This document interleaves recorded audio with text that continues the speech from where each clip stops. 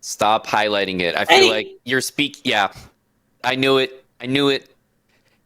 The level of chess in this final is out of this world good. It's the final we hoped for in the Chess.com Classic, with the white pieces in this third game where we pick things up. It's Mangrove Carlswamp, the world's #1 chess player, greatest of all time, and his opponent is the one and only Blitz Beast Hikaru Nakamura. I'm going to bring you this one and then a game after this and let you know the result of the match. Let's dive right in here to this online classic. Magnus opens with the D pawn here, and look at this, a Queen's Gambit, and Hikaru responds with the pawn cube, aka the pube. Magnus doesn't like it, shaves it immediately. Now the knight develops, and look, it's about to get ninja. The pawns of course attacked, you could take here, all sorts could be done, development, but Magnus chucks another pawn here. Hikaru takes here. We're going to roughly speaking stick with the game because after captures it's already looking kind of weird. So many options, a rich line. What happens if you take the pawn? Let's just check that out.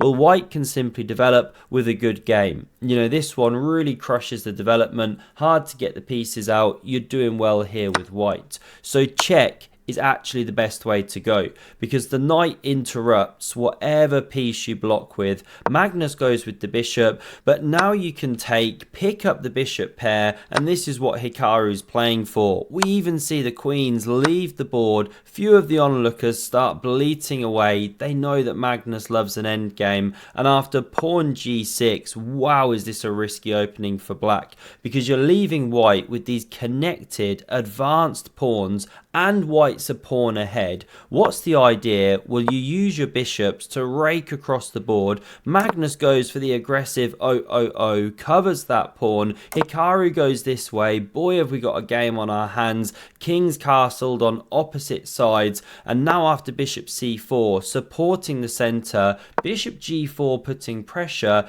This one barreled into the center, and Hikaru plays the only move to keep a rough equilibrium, and it's knight d7. Such a tough position. He's saying if you take my pawn, I take the c5 pawn, but before that can happen, Magnus pushes p, and guess what? Hikaru goes wrong in a crazy line here. He should play bishop c3. We're going to see the importance of that in a moment. Not only hitting this, but hitting the knight. However, he plays a5 immediately, trying to break up the pawns, but it allows Magnus to play this move, and it's pawn to c ships. Missed. We've gone to analysis mode. Why was it so strong? Well, after captures, the knight kicked, hitting the bishop, you can now play pawn b5, and you've got two connected passed pawns. And if black takes here, well, you recapture with the pawn, therefore the knight still defends the bishop, and because this one's not on c3, you can't take with check, you can't remove the defender, and therefore you're in big trouble with the black pieces.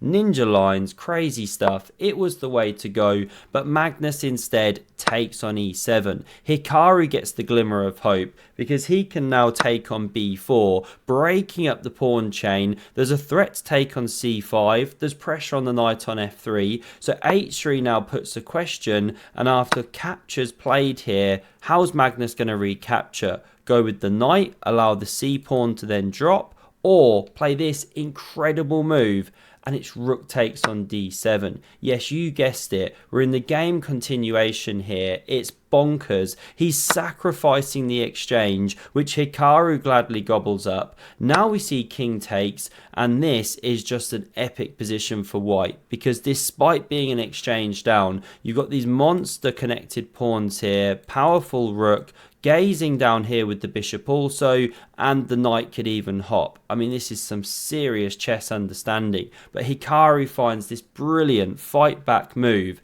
and it's the centralization, the bishop becoming the Pope d4, hits the pawn on c5, and this is the point. After Magnus goes knight e4, defending it, it's not about going f5 to kick the knight, which defends the pawn, because guess what? You run into d6, check, and then knight g5, you're in a world of pain. No, It's about playing bishop takes on c5. Incredible chess understanding. The idea being, if you take, Hikaru's going to plow into you with this one, and you're losing a piece back. Let's say you do something like this, one of the top lines, and although white's got a couple extra pawns, black's got the rook for bishop, a rough balance is struck here. So let's run back. Magnus didn't take. Once again, he asks a difficult question with pawn d6. I mean, I can hardly keep up with this game. They're just so good, these guys. He's opening the bishop here. The pawn's powerful.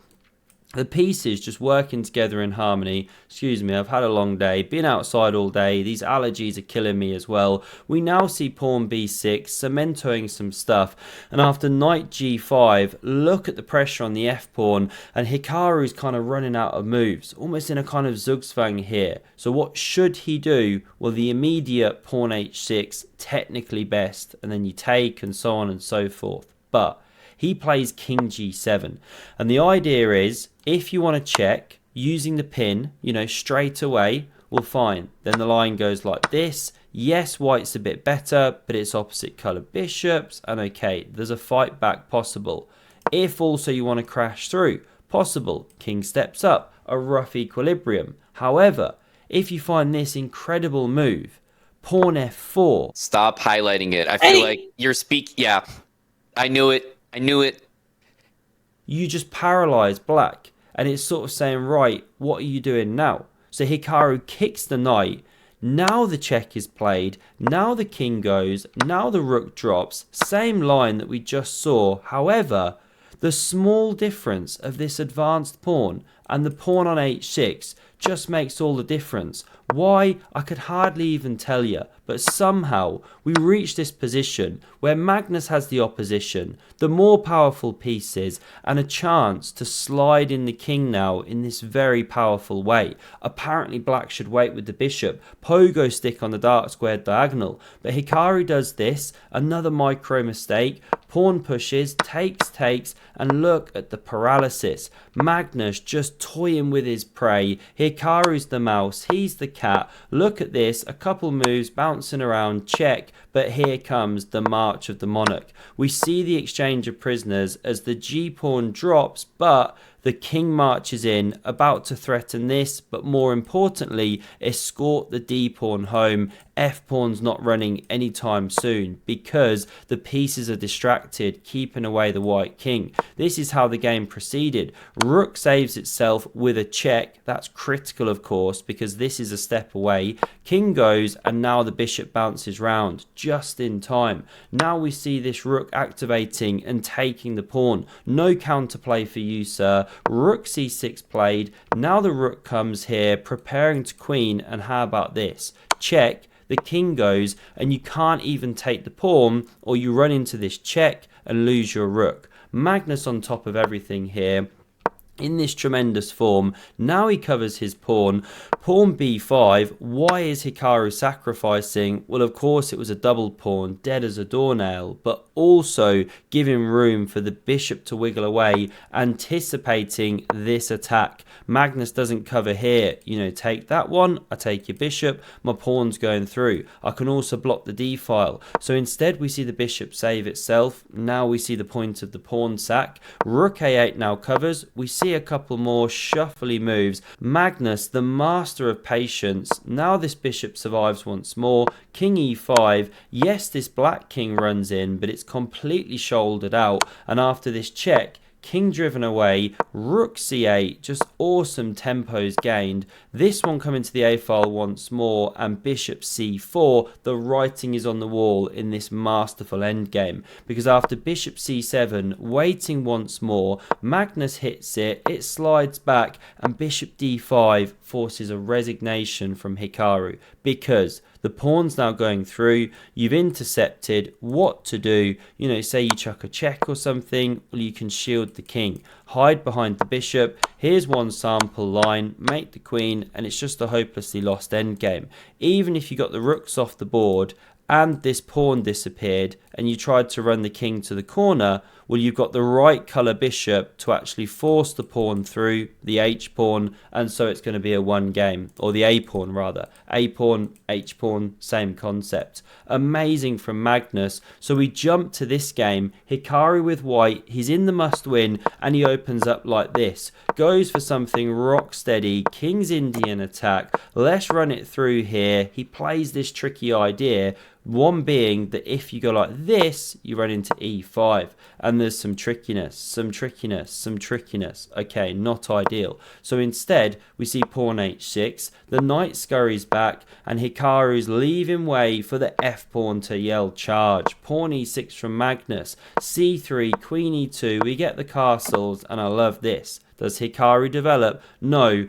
Pawn g4, just launching Gary down the board there. We see b5 in response, and we get that classic case of pawns advancing on opposite sides of the board. Very exciting. You could get your bits out, but Hikaru wants to activate the queen. What an absolute patzer. Before he can get too comfortable, Magnus pushes over there. And after queen g3, covering the base of the chain, we now see captures and taking with the knight one of the top moves. You know, it looks so natural. But we see pawn takes. Now, positionally, it's nice. You keep control of d4. You maintain this nice chain here. However, you're still not developed these. They're stuck on the Etienne back row. Magnus activates the bishop down here. We see knight d2, queen a5.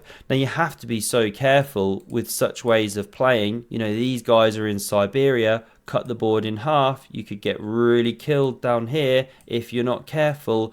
But for the time being, there is some serious pressure, and it then allows you to spin back to the defense. How to play? Hikaru does this. This is actually a very nice idea. Hit the queen, sack the pawn, but then you get bishop b2. With tempo, very nice attack here. Something roughly level after queen b4. However, not played. We see this immediately. Queen b5 from Magnus goes for the double whammy. So knight c4 forced. You can't quite remove the defender of the bishop because takes, pawn takes, bishop takes, you're surviving. So instead we see knight a5. Great move. Same idea, and it forces this, but not queen takes knight. Queen takes bishop. It's the best way to go. That one was, of course, a monster. You also hit the base of the chain here, and so c4 explodes the board, cementos the pawns, blunts the bishop. Now this guy's quite dead. But, okay, there could be some options, right? Let's ignore it for the time being. Magnus shuts things down with e5. You know, very committal move. Was there better? Maybe, probably. They're making split-second decisions. Hikaru, of course, glides on by. And this is crazy understanding. You know, king g7, very playable. I was even looking at this, just trying to keep the lines shut desperately. It's technically playable, but not very good. However, Magnus just plays this queen d2. Now he hits a knight here, but also he defends a bishop. And this is so after this, this, and this, you know, he's sacked a pawn, ripped open his entire king, stepping it here. Well, he is at least covering the bishop. Now you could take on d6, it's just a different game. It goes nuts, the rook hits the g-file, and this is the thing, Magnus is also attacking the black king, or white king rather. This knight does a great job of covering the checking square. It's absolute madness. We see this one instead though, the knight galloping back, and it's trying to get rid of the queen, which is defending the bishop, so the white queen can take it. Therefore a check is played. King h1, rook g8 kicks the queen away, so it slides here, of course, maintaining the pressure, and now Hikaru, or Magnus rather, makes a blunder here. One of the best ways to go is with rook a f8, because if white goes for this one, trying to trap the black queen, you know, where's it going to go to stay on this diagonal, stay with the bishop? Well, then, of course, you can chuck this in with check. Rook's got to recapture, or it's getting captured. Here's how the line could go, and okay, you bring some attacking stuff, and there's some pressure, blah, blah, blah. But let's come back, because we didn't see this. We didn't see bishop f8, also playable. We saw this move. Magnus sacrificing another exchange. That's 2 in 2 games. Unreal. Now here, it's not actually good, because check.